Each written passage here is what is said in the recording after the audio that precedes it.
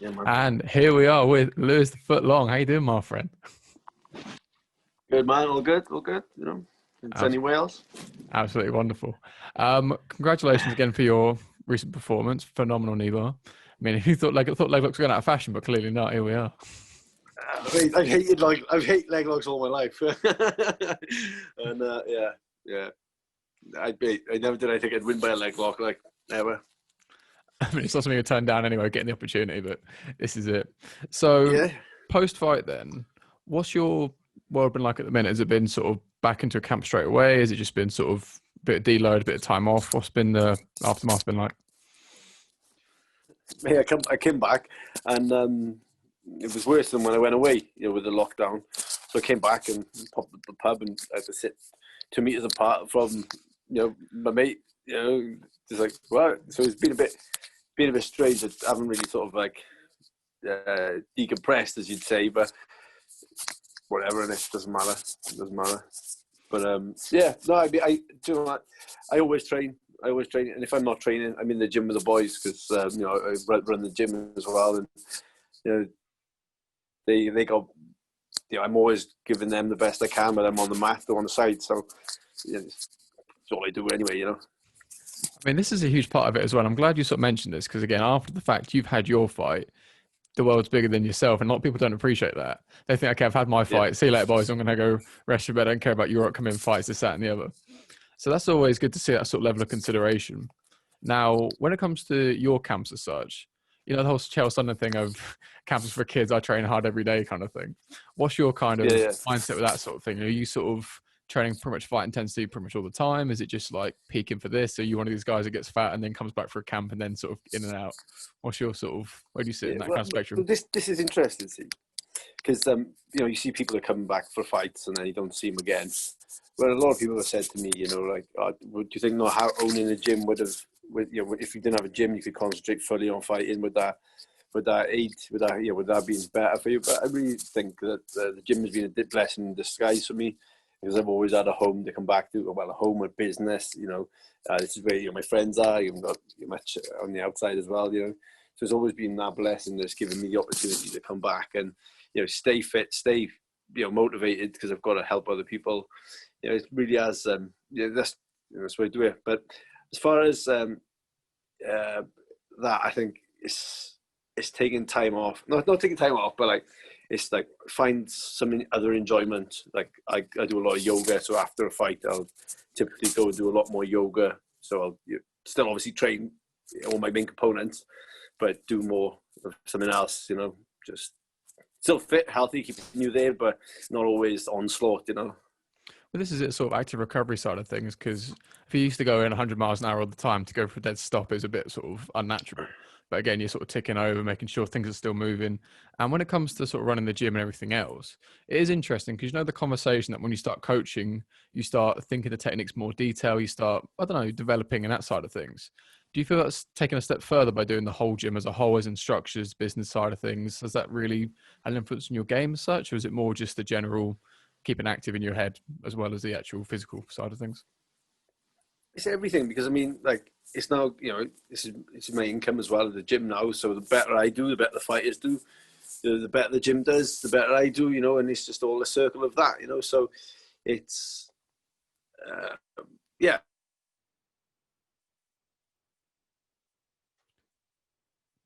As the signal maintain, that, to maintain that sort of level of output. But teaching guys, especially fighters, gives you real insight into yourself as a fighter, because fighters are notoriously hard work to deal with. I've never thought of myself as hard work, but other people have, so now I deal with fighters, I can see the angles they're pulling off, or just where they're trying to come from, like if they still want to train, no, I can't train, have a day off, I can see where their mentality is with it, so it does really, it's nice. It's like a reflection on yourself when you look at it. Because I've always managed myself pretty much.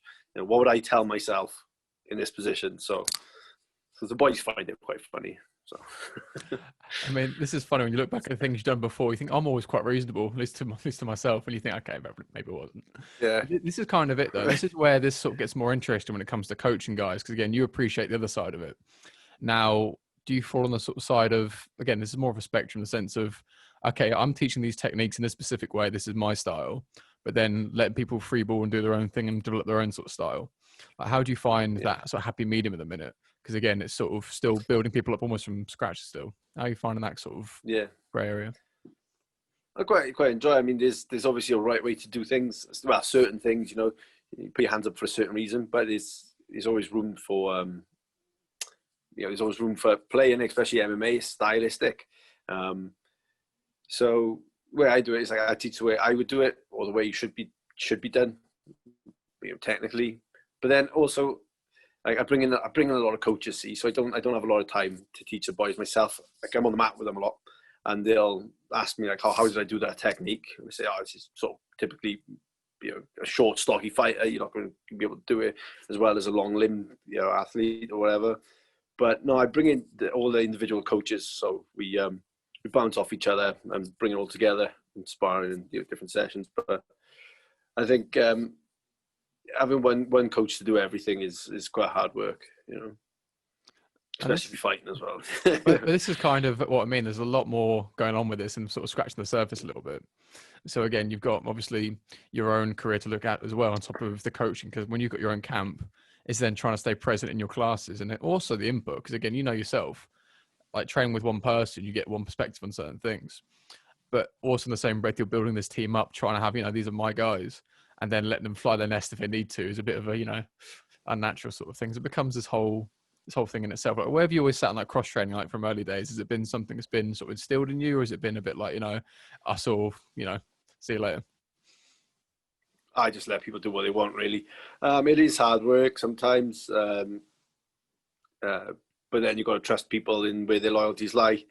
I mean, the thing is, I think if you tell people they can't do it, they'll do it and begrudge you for it. If you just let them do it, then they'll make up their own mind. They're always going to do what they want to do, regardless of that. So, that's pretty much it. I mean, that's definitely important as well, because again, that sort of insecurity people sort of show tends to push people away, and it becomes this whole sort of, he said, she said kind of thing. But now more when it comes to your own camp is what I was getting at with this. So from your own training and your own world, so from you, like before even starting the gym, sat in the other, like, was it something something you've been pushed against, like incented towards? Is it something you've encouraged, like for your own development as such? Yeah, my coaches always told me to go away and train and stuff like that. But I've always kind of thought, like, this not all revolves around me, but if I go away, I'm not going to get the best work. I'm just going to turn up at someone else's gym. I'm either going to be like just sparring meat, or it's going to take me a long process to get to know people and to get in with what I need to be. Here I can get world champion boxers up the road that will teach me from my on my doorstep. So I kind of think like it's good to go away and meet people and test your level, but at the same time, you're never going to get the best as what you got like back home. As long as you're aware, you've got 10% battery already. As long as you're aware of that, no problem at all. Yeah. As I say, with this takes me to quite a nice little tangent here. So obviously, training in straight disciplines and MMA are like almost like a bit of a, I don't know, not taboo subject sense. Some people swear by doing the individual disciplines and then sort of put together after the fact, whereas some people are pure MMA. Now, where do you sit on that? Because again, you've managed to apply your grappling really well in MMA. Is that something that's come from direct rolling, or is this something purely from MMA base? I'm going to switch you over onto the speaker now. Can you still hear me? I can hear you. Yeah, just about hear you. Okay. Yeah, I'm a big fan of individual styles, because I think there's just knowledge you get from them that you're not going to learn any other way. Like, I sort of tend to think like my win the other week was due to my in-depth knowledge of grappling and BJJ as a whole, not just as an MMA basis. So I kind of think it's good to go heavy. I said those little intricate knowledges, like maybe that guy didn't understand knee bars or how they are set up, and because of that, he ultimately lost. You can't know everything though, This is kind of, it's a game of inches when it comes to these sort of decisions. And then sort of these scenarios, the reactions, everything else, the whole follow-up needs to become almost second nature. And then eventually when these sort of holes sort of creep in, things like that happen and you end up getting the result. So this was more, regardless of your split. So say your ideal camp. So say you're fighting 8 weeks for argument's sake, 10 weeks. What in a week is your preference of MMA specific stuff, MMA specific sparring, everything else versus discipline work? Is it just going to be like once a week doing something specific, or is it sort of, you know, half and half? What's the preference? I'm trying to prepare. I'll just see how it goes. See how long it lasts. Can't you bugger all? Actually, want to go again?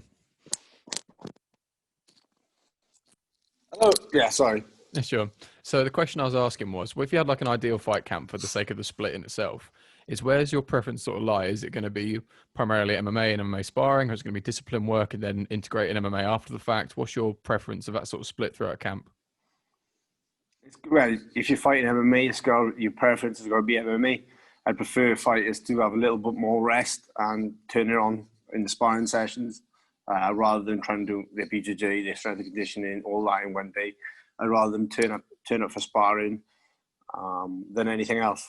You know, that's the main bread and butter. I'd rather them have a short, sharp session and get out of the gym. You know, most of fighters are in the gym all the time anyway. You know, it's getting them out of the gym is the issue. I mean, that in itself is always the whole, again, it's part of the fighting conversation that, you know, the fighters, they put themselves through this, that, and the other. Like having the rest days, the hardest part seems to be, that's the hardest fight they seem to go through. And then with that side of things, like how do you get the most out of your sessions, like after the fact? So say you've had your sparring rounds, this, that, and the other. Are you one to ask for feedback from your partners directly, speak to your coaches, journal things down? What's your preference to really, I don't know, take the most out of the time you're putting in? Yeah, speak to coaches. You know whether you've done well in spars and stuff. If you got caught with something, just sit back, ask your partner how they set it up, how they caught you with it. You know, I don't think it needs a big detailed discussion about how it happened or whatever. And loads of things can happen, loads of different scenarios with MMA. But just a little understanding. Chat to your coaches. I mean, obviously, if you just get ruined in sparring, you've got to get better. You know, not just tweak something. You know, you've got to be better. One technique's not going to solve that. But yeah. I mean, this is where this point sort of comes into, because as obviously your career's developed, again, your experience has developed, you start building a lot more, not set in stone habits, but things a lot more relied on. And then it comes to tweaking certain things. Whereas obviously guys from different levels, complete beginners to pros, there's certain things that's still a work in progress. So it's more, I don't know, that the combination between putting time into things you're already practicing versus being malleable and being updated. So are you one for, when it comes to teaching, are you quite concept orientated? Is it more technique and then build up a certain structure? What's your preference when it comes to class? The boys hate it. I don't really have like names for anything. It's just what I've been taught. This is how you do that. This is how you do that. And when it comes to it, it's not like I do this. You know, it's very much practical. It's very much on the job. You know, we'll roll. If I keep going and say like, for something, we just go from there. One of my students will ask me about it and give me names. I'm like, okay, if you want to call it that. It's just like sort of on the job. Like, yeah, I do this because someone does that. You know, just move through it. Like if I'm teaching, I prefer to be on the mat with someone. Like I give a lot more from rolling with you than I would from just teaching you how to do, you know, basic triangle or whatever. I can give you a lot more input that way. So yeah, very hands-on with the boys. But yeah, I suppose you'd say concept-based maybe, but I don't really have to give it. I don't really think like that. You know, there's no way. Yeah. So when you say don't think like that, how do you think in that sense? Is it more sort of trial and error and then say, okay, if you do this, you'll do that, like a whole follow-up series? Like, you know, get people sort of like game plans and like this whole programs, like this is my DVD on this, that and the other. Are you quite like sequential? Yeah. Is it just sort of, you know, feel things out? How do you think when it comes to these sort of situations? Yeah, I think it's a bit of both, isn't it? It's got to be sequential. Again, there's right things to do and there's sort of wrong things to do. So, you know, if I like what I'll do and say if I'm grappling with someone, I'll take their back. And then I just guide them ways to enter, exit the back, and go from there. Just keep putting in throwing up different questions to the answers, you know, and just work like that until they get a whole picture of how to escape or attack, you know. I mean, this is always interesting because again, these are they're not directly meant to be yes or yes no questions as such. Again, it's more to sort of pick your brain as such as to how you sort of get in these situations, as the way you approach these sort of things, the sort of thought process. And again, are you on for like very specific rounds? Like obviously MMA, the wide spectrum it is. Like, do you like to do a lot of like situational stuff, or is it more just open sparring and then get there on your own accord? What's your preference with that side of things? Sort of, I don't really believe in game plans. Again, I'm very much just like you've got to be ready to deal with things on your feet in case you can't take them down. You've got to be ready for everything, And so I play very open, I've got an idea of how fights want to go. I got a sort of idea how I'd want to beat someone standing, how I'd want to beat someone in the clinch or wrestling, and then an idea on the floor, and then how I would want to play the rounds. If I'd want to play, one round staying away, one round keeping tight, depending on the opponent. I will work like that and try to put my sparring into fight specific. Then so you do like sparring rounds. But if I wanted to dance away for a round, that's what I do to start with, or then just pin them against the cage for a round. Mix it up, that type of thing. The guys you spar with, then, are you going like the same sort of weights, like the welterweights? Are you going like a lot lighter? Because again, you get guys like Tom Aspinall who spar with really small guys who can sort of get the pace up and play that sort of style, or is it more against your opponent's style or whoever you've got available? What's your, I don't know, ideal preference for that kind of thing? Again, it's got to be with your availability, but I like smaller partners. I know I can clamp on. I got a really strong sort of upper body grip and squeeze. I know I can do that, so it's not an issue. Like all my wrestling sparring partners and things like that are typically smaller. But yeah, I think smaller is good for a bigger guy. But you've got to have it all, haven't you? You've got to have a mix of everything. My preference is a faster pace because it makes me work harder. And if I get tired, then you've got to build it up. But yeah. Now, that in itself becomes quite an interesting sort of topic. Again, it's more the sort of longevity side of it as well, because then you're pushing that pace.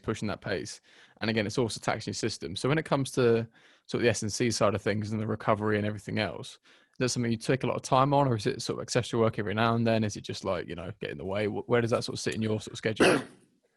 I'm always doing mobility and mobility, yoga, whatever, it's all interlaced. Same as strength and conditioning, I tend to do like, again, I'll shorten down my sessions for MMA. It'll be in sparring, and it'll be I'll just do a yoga session a day, a strength conditioning session a day. Make sure that I'm fit for those days of sparring. I think you get a lot of fighters that boxing sparred last night, MMA sparred. Like, why the fuck did you do that? I mean, that's just retarded. You've just been hitting the brain loads today, and now I'm going to hit you in the brain loads today. I'm really quite on now with the boys. They shouldn't be sparring, 2 days in a row or too much, especially outside of camp as well. You don't want people being brain dead. Yeah. I mean, this is it. You get loads of mashed potatoes in the game. You don't want any time soon, especially not early days. Now, that in itself is an interesting concept. Big glove sparring versus MMA glove sparring, because you get cuts and smaller gloves, but again, it's more specific. What's your sort of split on that? Are you on to spar in big gloves during an MMA fight camp, or is it just a bit of fun doing specific stuff? Big gloves is great and all for like heavy stand-up sparring, but again, I think the way I've changed the camp now with my students and myself is because an hour every day. That's small gloves. You could drill things with bigger gloves, but I don't like if you're drilling punching work. You don't want to be punching a heavy bag with small gloves all the time. But other than that, you have a specific MMA work. Of course, we hit pads with bigger gloves and do the odd sparring, like Thai sparring session. But because you can throw a bit better, obviously a lot better with big gloves. It's just I'm so worried about that concussive damage all the time. Small gloves is MMA at the end of the day. We gotta get used to. We gotta get used to them. I tell you what, even my last fight, I put on the Bellator gloves. I went, "It's not much room. They're not that big, are they?"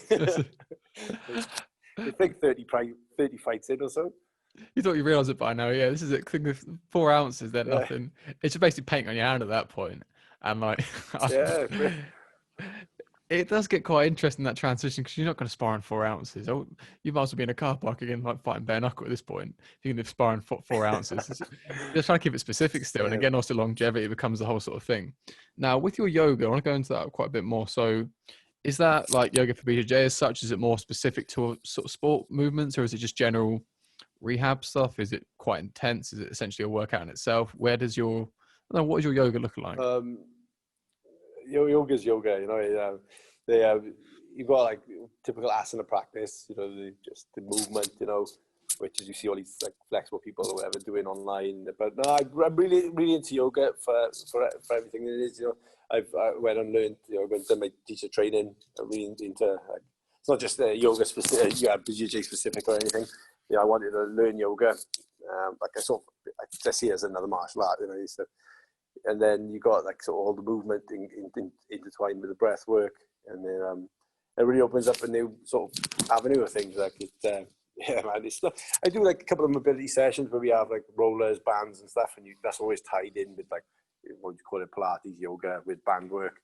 But yeah, it's not, you know, not a lot specific. Obviously, you can do it for injury, and if you have got rehab, you do it towards that. But for me, it's just, again, it's like a journey. It's very similar to like BJJ. You know, you start BJJ and it becomes your entire life. You know, same with yoga. You know, you take it on board and you start getting heavy into it. And there's so many, you know, facets to yoga that it, yeah, as I said, it's a way of life now. Same as like BJJ would be or whatever.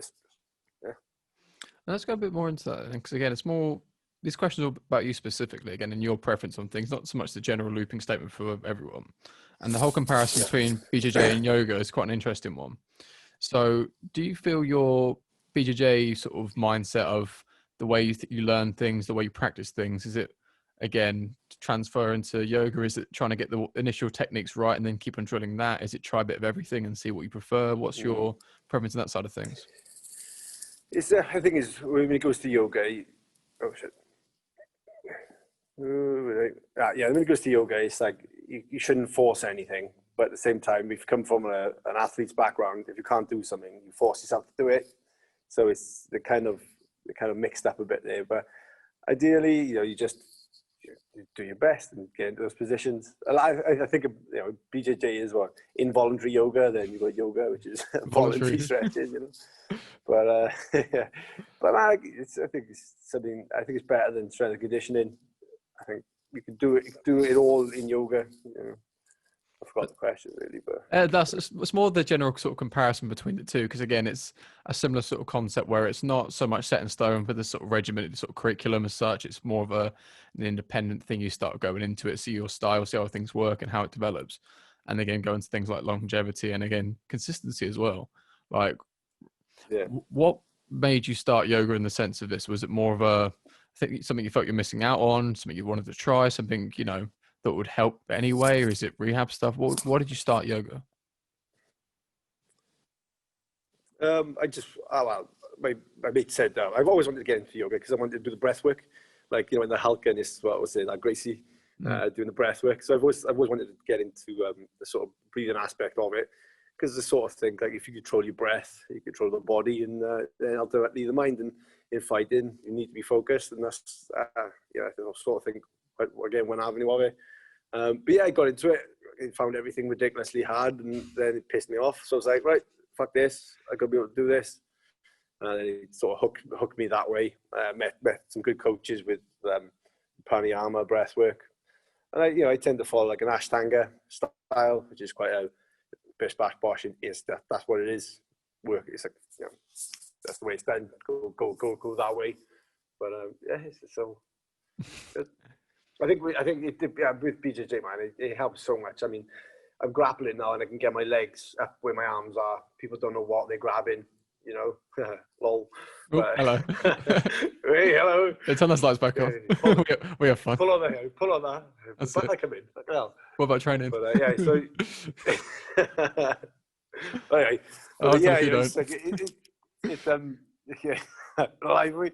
No, but it does definitely. Like, if you can put your leg where your arm's meant to be, and people start grabbing things, and they don't expect you to go in that position.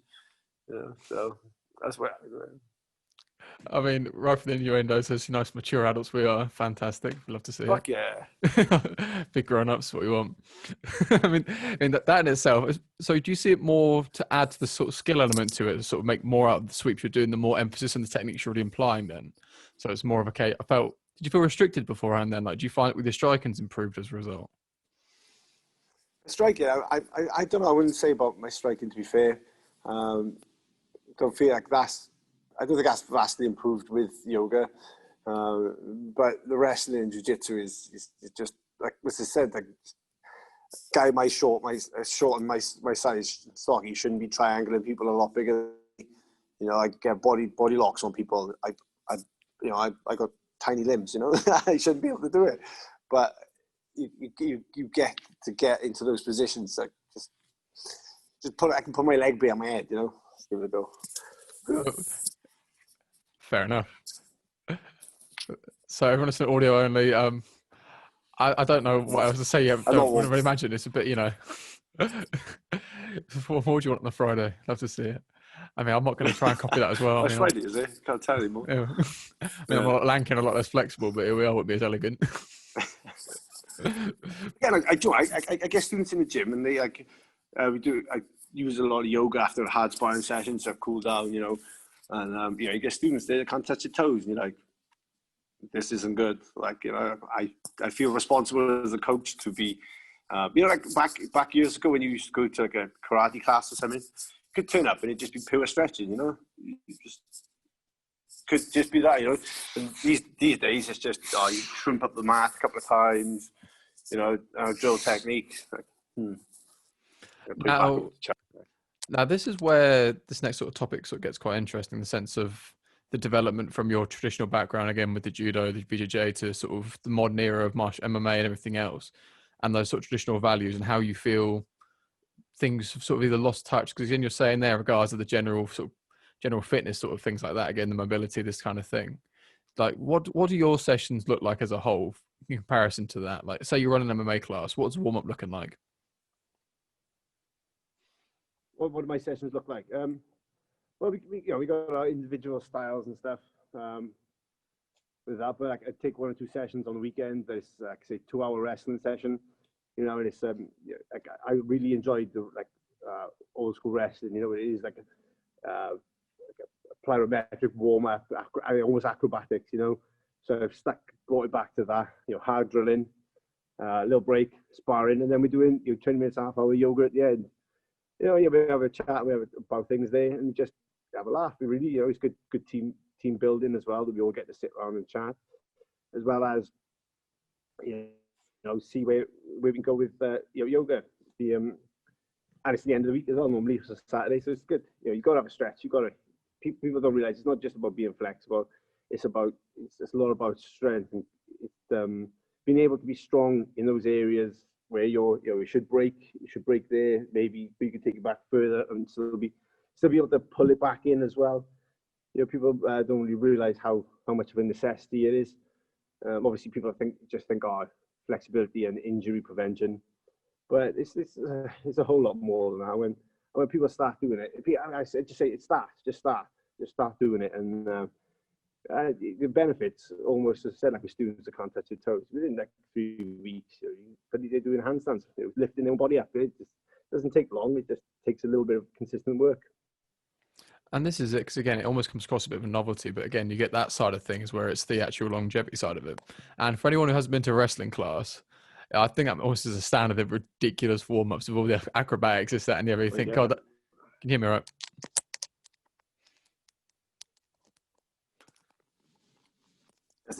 Sorry. This is it. Can you hear me okay now? I can hear you. Yeah, I put my speaker back in. Yeah, hello. As to say, it's when it comes to wrestling warm-ups, again, it seems to be almost a standard that it's ridiculous. Some sort of gymnastics, this, that, and the other. It's a whole session in itself, just getting warm with the cartwheels. I remember, I think at the old place pre-COVID days, you just get all these sort of like Eastern European fucking athletes, like just doing all these cartwheels, this, that, and the other. And again, you think, fucking hell, what is this? And it's just me. It's like a giraffe on ice. It's embarrassing. So when you're saying there, when it comes to the flexibility side, it used to be, I think it's still kind of seen as like a bit of a novelty. So, I can put this there, this, that, and the other. But again, like you're saying there, it's the longevity, because when you're sparring, when you're rolling, from an athlete point of view, it's damage control essentially. Like if someone yanks on a Kimura, you've got that bit extra sort of safety net to sort of think, okay, if I tap now, my arm's back here, it's not as a bit more of a chance of saving it. And obviously, when you get older, it's that general like longevity in itself. So with that, then it seems like you've got quite a nice split of proper dynamic warm up in different areas, intense actual training, but not too long. Like, regards of time frame in that, then is it sort of regimented? So, you know, you do like a strength and conditioning session, like a workout, whatever else. You have set some reps and times, this, that, and the other. Yeah. Is it like that in a sense, or is it just, you know, drill? Okay, I'm bored. Next one. Is it just like, how sort of strict is it? Again, it goes back to the sort of concept. If the wrestling session's about duck unders, then it'll be, you know, duck under work for the most of the session, and then finish with like, like wrestling's always hard pace, you know, and I've always loved that. But like, say if it's duck under work, arm drag work, it's like a couple of minutes drilling it fast, then picking it up and pressure testing it, then putting it into live scenarios, and then into full sparring, trying to use, again, when you go live with anything, you should always be trying to use the technique you've just drilled. And that's the problem with a lot of BJJ and drilling. I don't really agree with drilling at the higher level. You should see a technique, do it once, and then try it in sparring.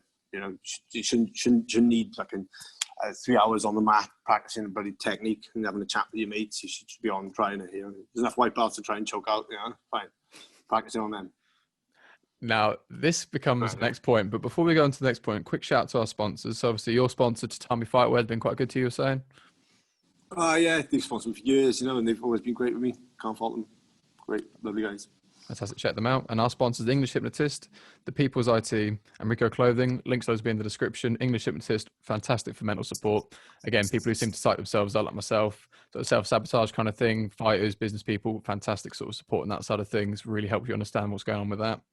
People's IT, fantastic. Again, website support, helping all these businesses get started up. And again, check them out. Rieco Clothing, absolutely love their sort of clothes so far. Started working with them, can't fault them so far. And again, link to them will be in the description. Pod 10 for 10% off on all orders. And with this then, so this brings us to that next topic, really interesting. So sparring, drilling in jiu-jitsu. So again, you get what you're saying there, sort of doing the drills. But even then, you're sort of not really having a chat on that. But also, when it comes to drilling, it's very regimented. Okay, we're doing this specific position with little resistance, if any, rinse and repeat. But you know yourself from all the rounds, like how many rounds have you had in your life that are two the same? Again, it's that kind of variety. So in that sense of things, is it more conveyor belt kind of, you know, specific sparring stuff in that sense? Or is it, okay, today's, my priority today is getting a DAS from top half or something like this? Is that how the way you work in that sense to try and really drill that in, or just in the back of your head if it's there, go for it? So if it's just myself, I'll be thinking like, what do I want to work on? I'll be thinking like, I want to work on say Kimura traps, and then that's the only thing I'll hunt. Again, obviously I'm a higher level, but I'm lower level, I have to be taught what the Kimura trap is and so on and so forth. But when it comes to like athletes and stuff, like for me, you know, I try and take out, like say, my rear naked choke. I won't allow I can get into the position, but I won't choke anyone out with it. Or, you know, I'll just ban things from my game to see what else I can adapt to. Because, I mean, you know, that's what it's about, isn't it? You might not always be able to do it. Again, that's why I like training with injuries. If I've hurt my foot, I'll still train because I might hurt my foot in a fight. You know, so again, it brings on, you know, mother of invention is necessity. If I can't use my foot, then I'll have to use something else, onwards like that, you know. And that in itself is a really good sort of idea there, because again, the response I've had with that before with certain people is, if you're feeling a bit shit going to training, well, what happens if that's fight day? You feel a bit shit, you've got to sort of work it out as such. And I like the way you're sort of saying about banning certain things to yourself, thinking, okay, I'm going to leave that today's priority. I've got to make sure I get to the position. I've got to get this specific technique. Even if I lose position, this is the current priority. Yeah. Now, with that, I tell the boys every time, lose position, fall off, lose position. What's the point? If you know, position, learn, you know, just fall off, start in a different position. Don't always start there. Just mess around, lose. It's great fun. It's part of it in the gym, you know. But of course, that's not an athlete's mentality. I know. No. Lose, fuck no. I won't lose position. I'm not losing an inch. That's it. But, losing and fun in the same conversation is a bit like, don't know. It's technical work, letting them play, giving them all this and the other. You've got to use this sort of fighting words. It's not a light session. No. It's a technical session, you know, skill work. It's whatever you want to call it. Give them one of those ones, recovery one. But yeah, with that in itself then, so are you doing that on every sparring partner, or is it like, okay, so say level of resistance, okay, I'll try that on the white belts first and the blues, the purples, and then build my way up, or is it, okay, everyone, no one's safe, I'm going to go for it in everyone? just gonna try it on everyone. I mean, you get so many different shapes, sizes that not one fits all. Some things don't work, and again, that's part of learning. Some things don't work on bigger guys, some things don't work on smaller guys, and vice versa. But you got to try. So what if you fail? You've learned the valuable lesson that you might try it, fail it, and you learn a new way out of it into a different position that is better. You use maybe a control position, or as a holding position. Like you've got to use rear naked chokes on bigger guys, typically, but then they're hard to control. So change it up, you come straight out, get them on, happy days, whatever. But yeah. I mean, that's it, 'cause again, it's not one size fits all, and it was more the sense of when you're getting these new sort of positions, techniques, and how you can sort of, I don't know, implement them, and again, add resistance and add sort of technique and stuff. But now the next little step with this then, competition, is competition for you. I know it's not one for game planning as such. You sort of, what you want to do, and you sort of get there about it some way, shape or form. Not so rigid with that. But when it comes to these new techniques, new positions, is that in the same conversation then? Or is that, okay, it's only my A game, the tried and tested stuff, or is it more just circumstantial? I mean, again, I'm a big believer. Again, like that's why I ended up going. Would you call that a B plan? Playing off your back, going to deep half. With that, that's not a B plan. It's not a C plan. It's just how things transpired. It's not like a plan A, plan B, plan C. It's like you got what you're trying to do and what else you're going to do. Right, it's failed. Let's go on to the next thing. Not like A, B, C. It's like, well, if that route's closed, go another way. I don't think of it like a chain. It's just, it is a chain, but not like A, B, C. I wouldn't think, right, A plan, I'll stand with him. B plan, I'll wrestle him. C plan, I'll take, I'll pin him down. It's not like that. That's not sort of in my sort of head. It's really just got plans and ideas everywhere. For myself, I think I can win a fight anyway. That's how multifaceted my training is. I've done years of Thai boxing, years of jiu-jitsu. Whether I end up being in one position, I could turn it into my own. That's sort of the way I look at it. Well, essentially, it's always if I can beat wrestlers, like people. If you can wrestle with wrestlers, box with boxers, like Joe, St. Pierre, who's saying, he's got the same sort of ethos on it as me. I think. I mean, he copied me. He copied me, the fucker. Nice guy. He's a nice guy, but if he carries on, I have to go fill him in. Have a word with him. But have a fucking word, son. Hey, hey, George. That's nothing better to performance. Oh man, he's unbelievable. I love him. And yeah, this is important. Again, I like the way you're saying how you're being prepared for everything and not being so rigid and so set. Because when I say like A and B plan as such, it was more in the sense of, okay, my A game is top pressure MMA. I want to stay on top positional wise. B might be, okay, I end up getting taken down, I'm going to stay on my back and work from there, that kind of idea. But again, that's like the way you're sort of saying, okay, preparing for everything in that sense. Now, with all your... I don't know who gets into an MMA fight planning to be on the bottom, mind. I mean, there's some idiots, but yeah, it's not like an A plan, stay on top is pretty, it's a pretty standard one there. I'm sure we can... A, don't get punched. And we'll get there in due course, don't you worry about that. But yeah. It's more the sense... Check your watch. Hello. We were good? I'll put you on charge, so I'll try and hear you. It's like the world tour. Look at this. We're getting all the sites. It's like a world tour, mate. We're seeing all the sites. Love to see it. And now, when it comes to your sort of fight day experience, because again, you've over 30 fights, and again, all your time training and being with guys in the corners and everything else. What is your preference for you when it comes to your time to fight on the day itself? Are you one for sort of chilling out, ignoring the whole situation? Are you the guy in the change room sort of slapping himself, getting all psyched up? What are you like when it comes to competition day? Man, yeah, you'd laugh. You'd laugh. I was getting my hands wrapped, and I was singing "Grease Lightning" with I love the Cutsman. So I was like, mate, I'm not doing the Sandy part. I'm about to fucking fight. You could do the Sandy. I'll do the Danny. He's like, mate, I'll never forget this my entire life. This has never happened to me. I'm like, oh well. He's like, I'm not doing it. I'm like, come on. I laugh. It's just like, I'm fucking around today. It's such a big occasion, I just best thing to do is relax, try and enjoy yourself. So a lot can go wrong, a lot can go right. Your life is going to change.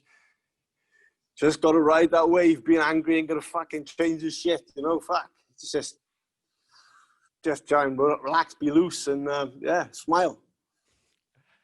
I mean, that in itself is a really nice idea to say, okay, just have fun with the whole experience, ride the waves of emotion to make the most out of it. And again, sort of a stoic kind of idea of you can't control this, that, and the other, so just try and embrace it and enjoy it all. But when it comes to your actual fight itself, you step in the cage, what is going through your head in the sense of, is it like a spar for you in the sense of the way you're being methodical, or is it a bit more malice and a bit cruder? What do you like to think when it comes to you're in there versus you in the gym now? Well, I walk in and sort of the same thing happens every time. I go, oh, for fuck's sake, Lew, you've done it again. You're doing it again. Yeah. So I just go, oh shit. Oh, fucking. There's no running away. Here we go again. There's no running away now. Yeah, here we go again. Fuck's sake. Yeah, then I sort of like go like, the odds are okay, is what I like. It's me versus someone else. There's not, that's the odds. Just me and someone else. There's not someone else could jump in and kick my head in. There's not, you know, so many things can go wrong in life and whatever. You know, so many different things play all around you all the time. But in the cage, that guy's trying to kill me. I'm trying to kill him. It's very simplistic, and you know, it's just that's all I got to worry about for now. Is that guy trying to kill me? That's it. Well, sort of one thing at a time makes a lot more sense, and that sort of thing. Okay, what else could happen? Wait a minute, I haven't even touched gloves yet. Let's one thing at a time. We'll calm, chill things down. Now, with that side of things, then again, there's not so much excess anxiety. That's just sort of thing that's pretty standard. Like, okay, what have I signed up for? I mean, after 30th time, I think you get an idea, but here we are.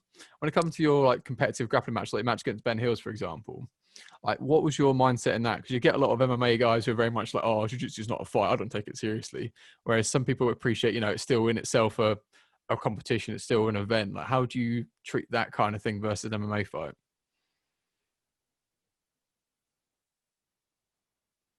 Obviously, I'm a lot more relaxed with it, but you know, at the same time, a loss in the BJJ match is just as important for me. Like my mentality has changed with it recently. Like I never used to care about it. You know, I drink a couple of pints and I go grapple, you know, just because I'm stupid, you know. But like now against Ben Hill, you know, I thought it's a young fit guy. I'm coming off a loss. Like, man, I want to win this match, like, you know. So you know, I prepped for it properly. Yet not as regimented as everything else, but you know, still can get fucking hurt. You probably got more chance of getting hurt in a BJJ match allowed with heel hooks and knee bars and things like that. You got more of a chance. You know, how many MMA fighters have we seen go into BJJ matches and get their knees popped?